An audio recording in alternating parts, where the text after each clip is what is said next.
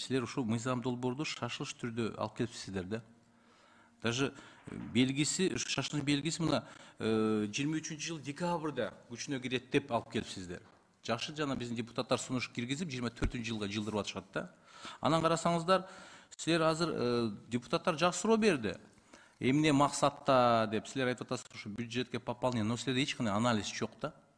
Канча акча түшөт, көмүскөйдөн канчасы чыгат, элге канчалык бул жакшы мындай нерселерди алып келет. Жок, силер мындай алып келди, шашылыш түрдө алып келдиңер. О кандай иштейт, кандай кетет, силерде ноль да анализиңер. Мына экинчиден карасаңыздар, силер безналичный расчет көтөбүз деп атасыңар, но у нас толук фискализация бүтпөгөн, силер кандай буну контролдойсуздар? Вы вообще не сможете это контролировать. Как вы хотите это все контролировать? Экинчиден, вот представьте, если мен бир имарат, офис сатып алам десем, мен госрегистрге барам, документтерди алып барам, каттоодон алып барам, тапшырам.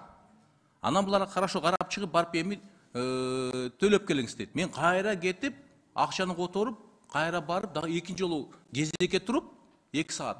Анан каттоодон өтөм.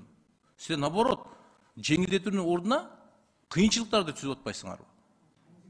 Эми мындай мыйзам алып келгенде азырмас анализ кылып, ушуну бир парламенттик угу төгөрөк столдорду өткөзүп, чакырып, элдер менен мындай кеңешпейсиңерби?